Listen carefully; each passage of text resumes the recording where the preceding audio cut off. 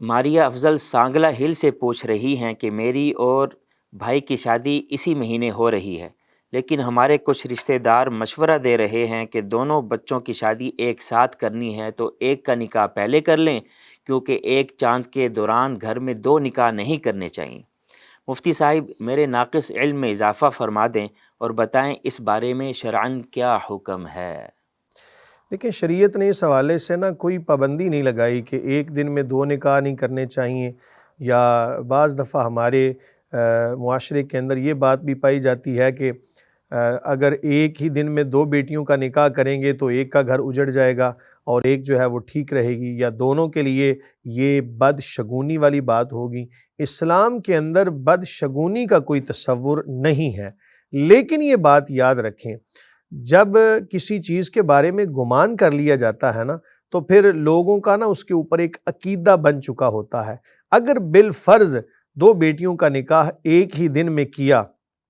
اور اتفاق ایسا ہوا کہ ایک بیٹی جو ہے وہ اپنے گھر میں خوش نہ رہ سکی، تو پھر لوگ طرح طرح کی باتیں کریں گے، کہیں گے دیکھو ہم نے کہا تھا نا کہ ایک ہی دن میں نکاح نہ کرو۔ تو ان کا گمان چونکہ ایسا بن چکا ہوتا ہے، تو اس وجہ سے اگر ایسا عمل نہ کیا تو شریعت میں اس کی بھی کوئی قباحت نہیں ہے۔ کوئی لازمی بھی نہیں ہے کہ ایک ہی دن دونوں کا نکاح کیا جائے، اور یہ بھی لازمی نہیں ہے کہ نہ کیا جائے۔ شریعت میں اس حوالے سے کوئی قید نہیں ہے، اگر کر لیں گے تو شرعاً کوئی قباحت نہیں ہے، لیکن لوگوں کی باتوں سے بچنے کے لیے اور لوگوں کے برے گمان سے بچنے کے لیے اور لوگوں میں توہم پرستی کو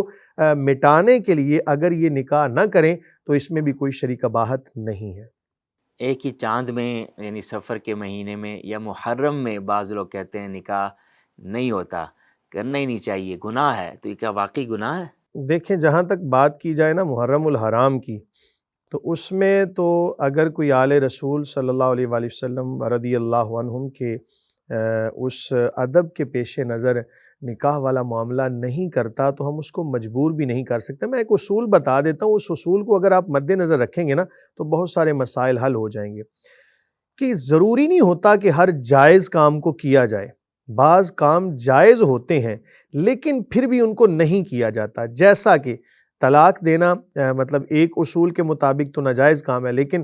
منع کیا گیا۔ جائز کاموں میں سے اللہ تعالیٰ کو ناپسندیدہ کام طلاق دینا ہے، تو اس کا مطلب یہ نہیں کہ لازمی طور پہ وہ کرے۔ اسی طرح چار نکاحوں کی اجازت ہے، جائز ہے، لیکن بعض لوگ نہیں کرتے